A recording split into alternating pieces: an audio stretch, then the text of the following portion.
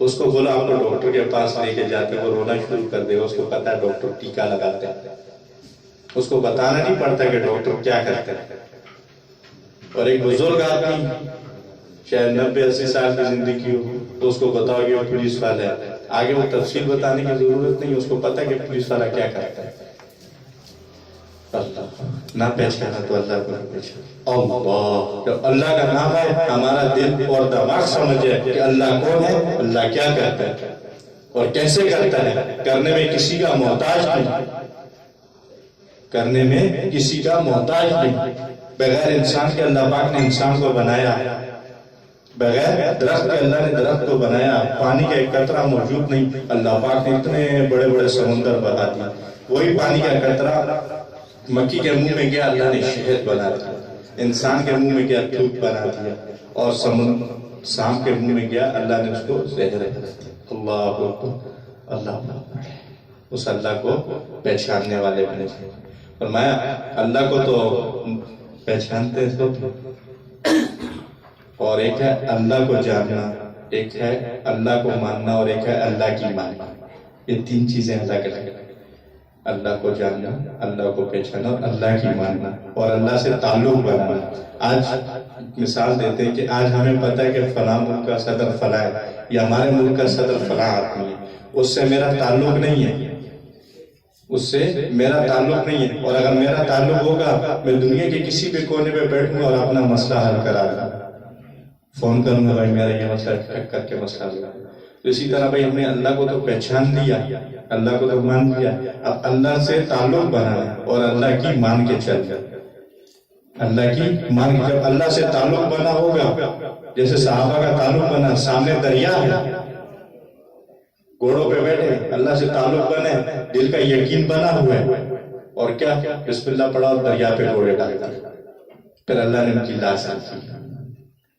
وہاں ابراہیم علیہ السلام آگ میں جا رہے ہیں، سامنے ہلاکت ہے، کیا فرما رہے؟ میرا اللہ میرے ساتھ ہے، دل کا یقین بنا ہوا ہے، آگ میں جا رہے ہیں، اللہ نے وہاں حفاظت کی۔ پھر اللہ پاک ایسے حفاظت کرتے ہیں، جب دل کا یقین بن جاتا ہے، دل میں اللہ آ جاتا ہے، پھر اللہ پاک ایسے مسئلوں کو حل کرتے ہیں، پھر اللہ پاک ایسے مسئلوں کو حل کرتے ہیں۔ پھر اللہ پاک اس کو ضائع نہیں کرتے، آج تک نہ کسی کو ضائع کیا ہے نہ اب کرتے ہیں۔ اللہ کی ذات بڑی قدردان ذات ہے۔ تو دل میں اللہ کو لے کر، جب دل میں اللہ ہوگا نا، دل میں اللہ ہوگا تو انسان کے دونوں جہانوں کے کام اور مسئلے بدلیں گے۔ جب دل میں اللہ کی ذات آئے گی دونوں جہانوں کے مسئلے حل ہو جائیں گے۔ اصل زندگی تو موت کے بعد کی زندگی ہے، جیسے کہ بتایا نا کہ بھائی انسان کا جو گھر ہے وہ جنت ہے، اور وہاں پہ شیطان نہیں ہوگا۔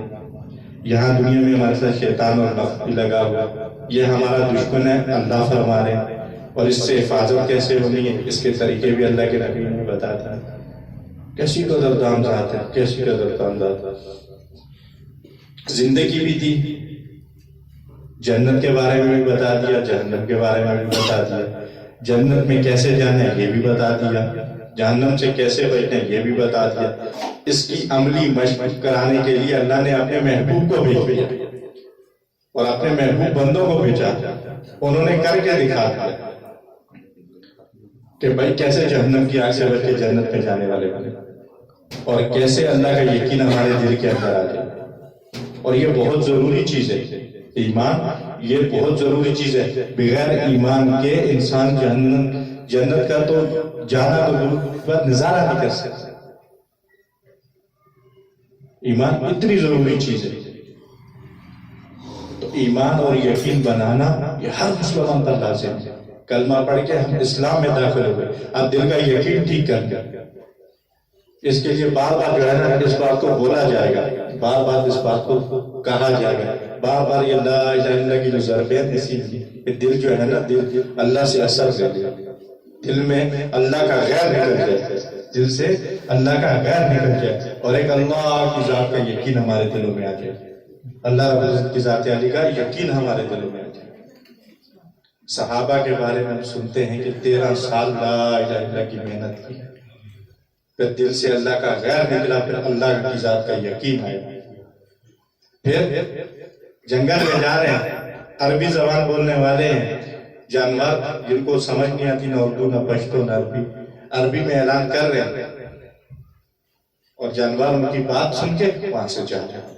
کیوں؟ دل میں اللہ تھا اور اللہ سے یقین بنا تھا کہ کرنے دھرنے والی ذات ایک اللہ کی، اللہ نے ان کی لاج رکھی۔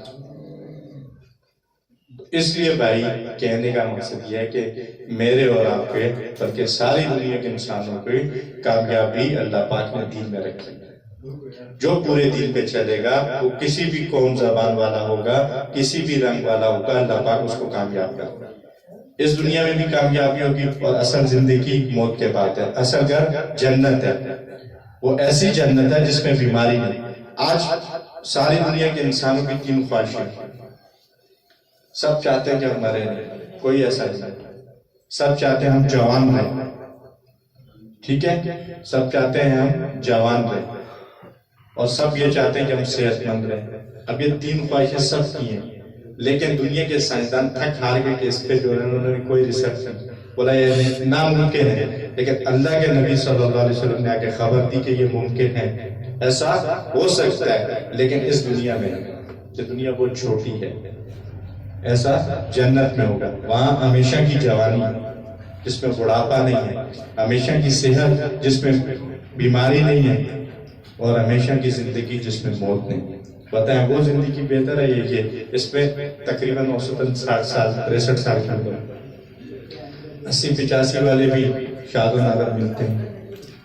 اصل زندگی جنت، اصل زندگی موت کے بعد آنے والی، اور اصل گھر جنت ہے، ساری تیاری اس کے لیے۔ وہ انبیاء کا پڑوس، اور سب سے بڑی نعمت اللہ کا دیدار، سب سے بڑی نعمت اللہ کا دیدار، اور جس کو اللہ کا دیدار ہو گیا بھائی اس کی کیا ہے۔ اور فرماتے ہیں کہ جہنمیوں کو سب سے زیادہ افسوس جو ہوگا وہ اس بات کا ہوگا کہ ہم جہنم میں گئے، اس چیز کا افسوس نہیں، اس چیز کا افسوس ہوگا کہ ان کو اللہ کی دیدار سے محروم ہوگا۔ کتنی بڑی لگا۔ اس کے لیے جو وقت ہے وہ یہی زندگی ہے جو اللہ نے دنیا میں دی ہے، 60 سال 20 سال 30 سال 50 سال، جب تک سانس ہے، جب تک چانس ہے۔ تو میری اور آپ کی زندگی، ہماری زندگی کا رخ ٹھیک ہو جائے، ہماری زندگی کا جو رخ ہے وہ ٹھیک ہو جائے۔ انبیاء کی جو محنت تھی، انبیاء کو جو دنیا میں آنے کا مقصد تھا وہ یہی تھا، انسانوں کو آ کر ان کے دلوں پر محنت کرتے اور دنیا سے آخرت کی طرف متوجہ کرتے، دنیا کی تنگیوں سے نکال کر آخرت کی جو ہے نا روشنیوں میں اور آخرت کی وسعت میں ڈالنا۔ تمام انبیاء علیہ السلام کا آنے کا ایک ہی مقصد تھا، اس کے علاوہ کسی نبی کا کوئی مقصد نہ کوئی بتا سکتا ہے، نہ کوئی بیان کر سکتا ہے، نہ کسی نبی نے آ کر دنیا میں کوئی اور محنت کی۔ صرف ایک ہی محنت ہوتی تھی کہ انسانوں کی ذات عالی، انسانوں کا جو یقین ہے وہ ٹھیک ہو جائے اور انسان کا تعلق اللہ کے ذات عالی سے جڑ جائے۔ اس کے لیے ساری محنت ہے، اس کے لیے یہ ساری محنت ہے کہ بھئی کیسے ہم اللہ کو جو ہے نا راضی کرنے والے بن جائیں، کیسے اللہ کو راضی کرنے والے بن جائیں۔ اللہ کیسے راضی ہوں گے؟ کلمے کے 2 جزء، لا الہ الا اللہ، دل کا یقین ٹھیک ہو جائے، محمد رسول اللہ، بدن کے اعمال ٹھیک ہو جائے، بدن کے اعمال ٹھیک ہو جائے۔ جب دل کا یقین ٹھیک ہوگا اور دل کا یقین بنا ہوگا، اللہ پاک کرتے ہیں اپنی قدرت سے کرتے ہیں، اور اللہ جو کرتے ہیں محمد رسول اللہ نبی علیہ السلام کے بتائے ہوئے اعمالوں پر کرتے ہیں۔ صحابہ کا یقین بنا تھا، جب نماز کا حکم ہوا اور علماء فرماتے ہیں کہ صحابہ بہت خوش ہوئے، صحابہ بہت خوش ہوئے۔ کیوں؟ وہ عربی دان تھے، عربی جانتے تھے، وہ سمجھ گئے کہ اللہ سے لینے کا ذریعہ مل گیا، اللہ سے لینے کا ذریعہ ملا، اس لیے فرماتے ہیں کہ نماز اللہ سے لینے کا ذریعہ، نماز اللہ سے براہ راست لینے کا ذریعہ، اور نماز مومن کی معراج ہے۔ ایک مولانا نے بڑی زبردست اس کی تشریح کی، فرمایا کہ ہم یہ بات پڑھتے بھی ہیں اور کہتے بھی کہ نماز مومن کی معراج ہے، لیکن سوچتے نہیں ہیں معراج میں 3 چیزیں ہوئی تھی، ملاقات، دیدار اور بات، ایسا ہی ہے۔ اور جب معراج تو حضور علیہ السلام کی تھی، تو ایک مومن کی معراج نماز کیسے ہے؟ فرمایا کہ جب بندہ نماز پڑھتا ہے، سجدے میں جاتا ہے، تو وہ اللہ کے سب سے زیادہ قریب ہوتا ہے، اور نماز ایسے پڑھو کہ تم اللہ کو دیکھ رہے ہو اور اللہ تمہیں دیکھ رہا ہے۔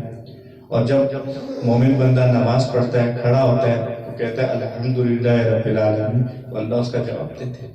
تو یہاں ملاقات بھی ہو گئی، ملاقات بھی ہو گئی اور قربت بھی ہو گئی اور بات بھی ہو گئی۔ تو نماز مومن کی معراج اس طرح، ایک عالم سے سنا، میرے ذہن میں بات ہے تو بتا۔ تو نماز ایسے پڑھے کہ اللہ ہمیں دیکھ رہا ہے اور میں اللہ کو دیکھ رہا ہوں اور اللہ میری بات سن رہے ہیں اور اللہ اس کا جواب دے رہے ہیں۔ اور جب انسان سجدہ کرتا ہے تو یہ کہ میں اللہ کے قریب ہوں، تو پھر اس نماز کے بعد جب بندہ ہاتھ اٹھائے گا تو اللہ کی ذات بڑی قدردار ذات ہے، اس کے ہاتھ پار پہ نیچے آئیں گے، دعا پہلے کریں گے۔